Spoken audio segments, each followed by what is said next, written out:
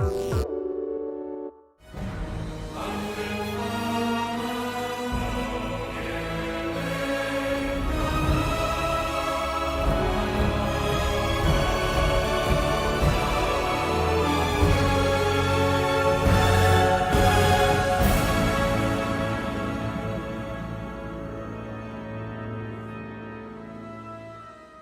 know the feeling that you get when you're watching an incredible movie? And there's that one scene where it all comes together. The acting is on point, the writing is speaking to the head and to the heart, and the music is crescendoing, and it's reaching that point, and it evokes emotion. Sometimes it's love, sometimes it's understanding, when we finally piece it all together and it clicks. It's like when the Grinch, his heart grows 3 times after he's been trying to sabotage something that people love. He himself experiences it, and his heart begins to feel love. Or Darth Vader takes his helmet off and he converses with his son before he dies, and he experiences forgiveness and love. He sees the light. It's this power of transformation that speaks to the human heart on that fundamental level. It's the caterpillar going into the cocoon and slowly becoming a butterfly. The work has paid off. We'll call this character development. And Kratos becoming a father and being a part of a family, learning how to love, and not just superficially, but love on a deep level. And yes, Kratos was a father in the previous games, but not like this. This has taken 17 years. 17 years to reach this point of character development. And that is pretty special. That's pretty special.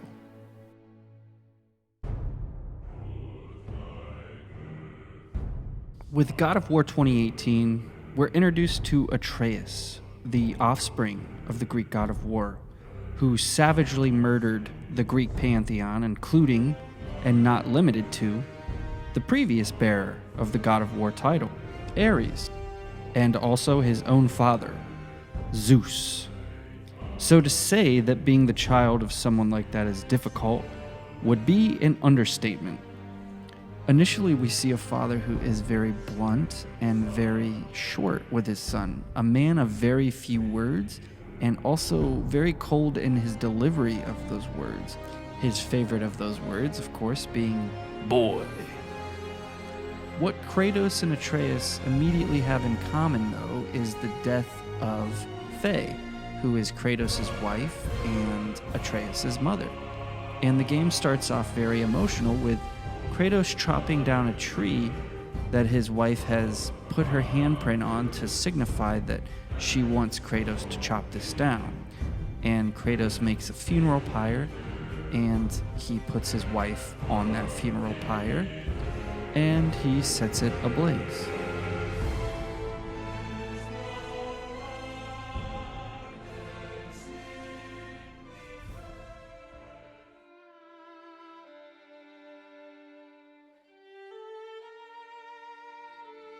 Now, Kratos and Atreus have some things that they're going to do while they wait for this body to burn, but ultimately they come back and the body is ash. It's at this point that Kratos packs the ash in a tiny little sack, and Kratos and Atreus head for the highest peak in Midgard with the objective to spread the ashes of Atreus' mother and Kratos' wife. That is the whole plot of the first game. But on the way to the highest peak of Midgard, they discover that the highest peak is not actually in Midgard, it's in Jotunheim. And Jotunheim, of course, is the realm of the giants. So our initial journey obviously turns into a lot longer of a journey. But it's through this journey that Kratos and Atreus begin to grow closer.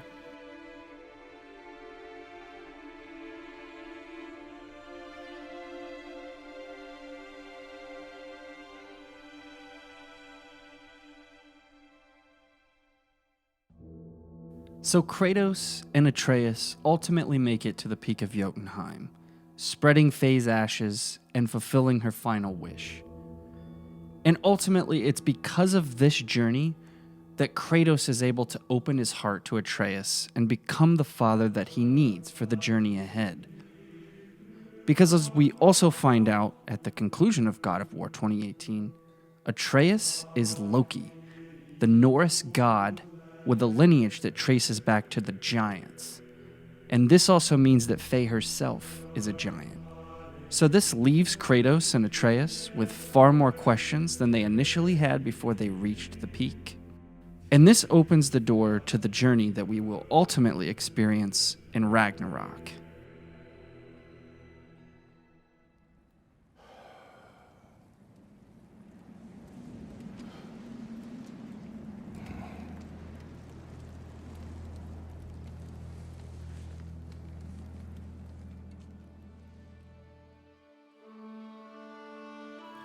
The culmination of love is grief, and to grieve deeply is to have loved fully.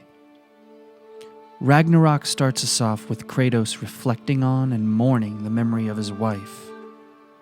This love that Kratos experienced with Faye is a love that we see on display in Kratos.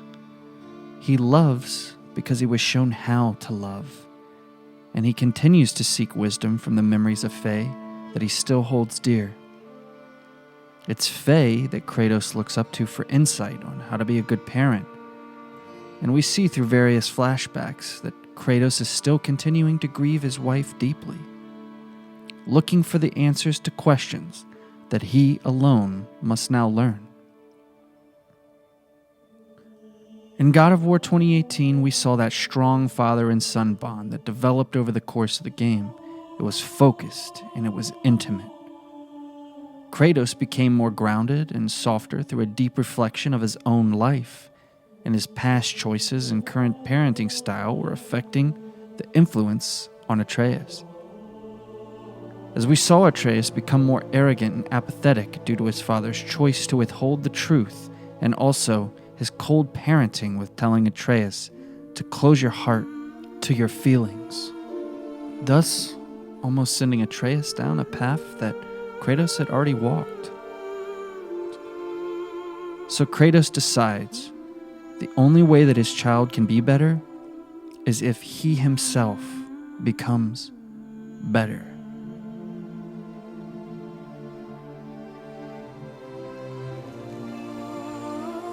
We are not our failures. We are not who we were. We must be better.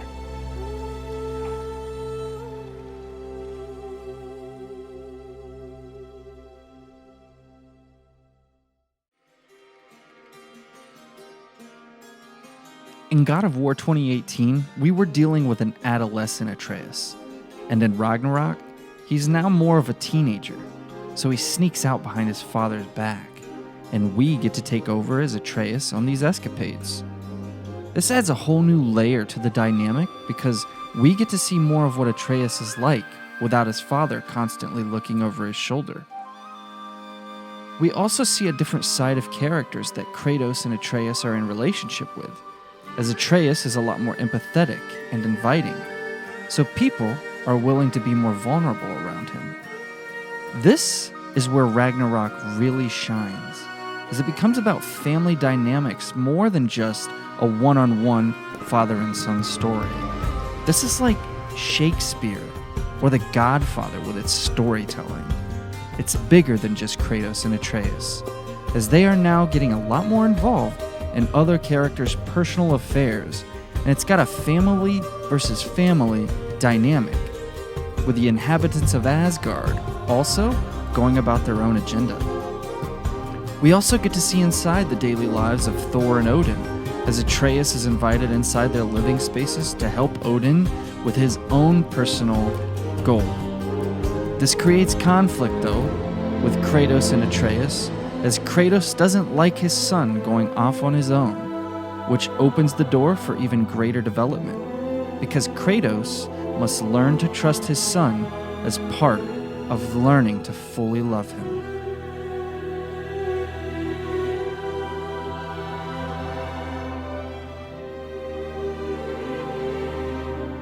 God of War Ragnarok isn't just an incredible story game, though. It's got some of the best combat in a video game, period. The Leviathan axe, the blades of chaos, it's a pure joy to play. And carrying the world's smartest man on your hip is such a genius tool for narrative, as Mimir is constantly adding context and levity to what's happening. For example, I was fighting in the streets of Svartalheim and Mimir comments on how I'm probably not helping in making the dwarves feel safe enough to come out of their homes while I'm destroying their streets. You got the world's strongest man, the world's smartest man, and the empathy and playfulness of Atreus all at once. Not to mention the company of Freya, who offers a nice feminine touch to the conversation to balance out the masculine powerhouse that is Kratos. Ragnarok has some of the most incredible imagery I've experienced in gaming, some of the most touching and heartfelt story moments, the best gameplay I've experienced in a very long time, and the soundtrack by Bear McCreary really informs the scenes with emotion and context through musical beauty. Not to mention, he's in the game himself playing the hurdy-gurdy.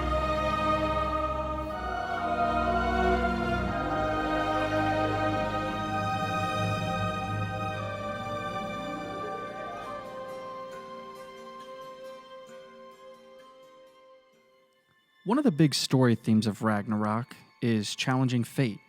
As we see at the end of God of War 2018, Kratos sees his destiny, that he will ultimately die in Ragnarok. And Atreus sees this prophecy as well, in Ironwood with Angrboda. We see from Groa's shrine, though, that Ragnarok is not the only option, as Tyr is seen leading an assault on Asgard, Odin dies, and essentially the realms are saved. Side note, Jormungandr was the key to Atreus finding Ironwood. You see, while in Ironwood, it's the soul that Atreus puts into the dead snake that he finds that creates Jormungandr. And since Angrboda shows up with this serpent through a realm tear during the events of Ragnarok, it's this exact snake that Thor knocks back into the past that becomes the Jormungandr we meet in 2018. The one that ends up telling us about Ironwood during Fimbulwinter. Wow, I need a Tylenol now. So this sets Atreus on a new path, and he heads to Asgard to try and seek answers by working with Odin, to restore a powerful mask that could be the key to saving Kratos. Kratos, on the other hand, seeks out deities who are capable of seeing the future, the Norns. He's trying to find out where Atreus has vanished off to, and it's here that Kratos learns his son is fated to die at the hands of Heimdall.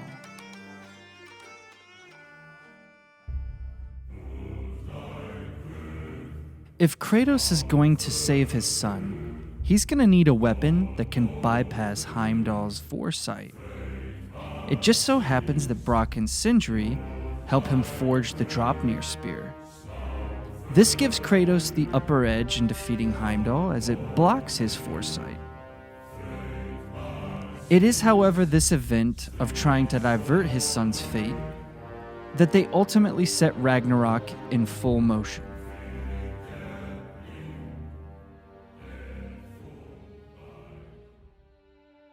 Ragnarok has so many moving parts to its story, and that's what makes it so incredible, is it somehow manages to juggle all the plates without becoming too confusing or hard to follow.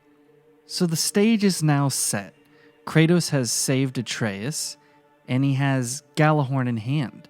So he and the team are ready to lead the charge against Asgard and bring down Odin. And it's during this epic battle that we come full circle. See, this is the point in the movie where everything is hitting just right. And Kratos has a phenomenal breakthrough with Atreus. And it's arguably one of the most heart-touching scenes in the entire game.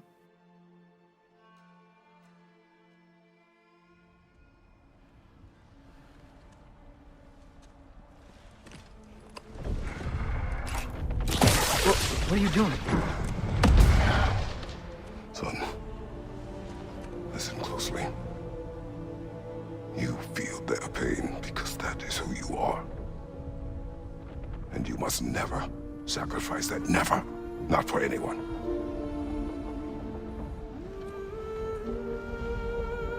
I was wrong, Atreus. I was wrong. Open your heart. Open your heart to their suffering. That is your mother's wish. And mine as well. Today's. Today, we will be better.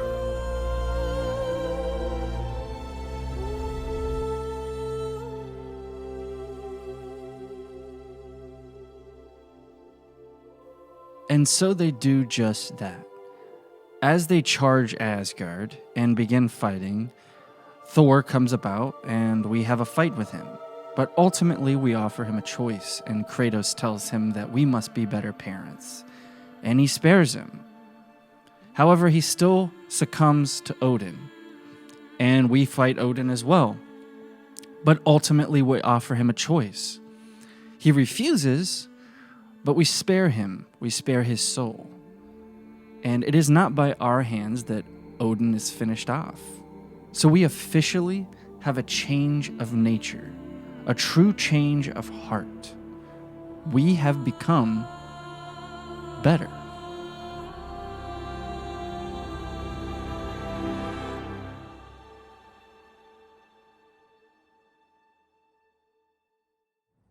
Return, my son, or you may meet the god I once was. And what kind of god is that, Kratos? What do you even know of godhood? In your lifetimes, has anyone ever worshipped you? Ever prayed to you? Can you even imagine that kind of love? No! You don't care about mortals. You don't care about anything beyond yourself. Beyond the monster who kills without cause. So as we saw from Groa's shrine, it wasn't Tyr at all who led the charge of Ragnarok. It was Kratos.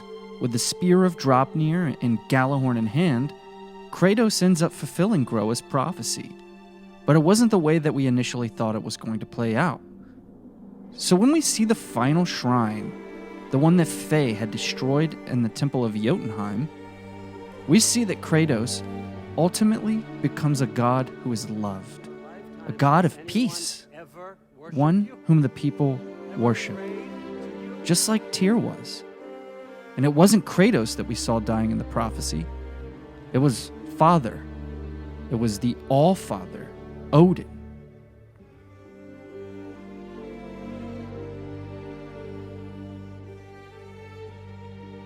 So we finally reach the point when Kratos needs to let go of his son. Our journey comes to an end with Atreus heading off on his own adventure. He is finally ready. One of the hardest parts of being a parent is letting your child go. You spend all of this time winding them up and teaching them, only to let them fly, shot like an arrow from the bow of your heart.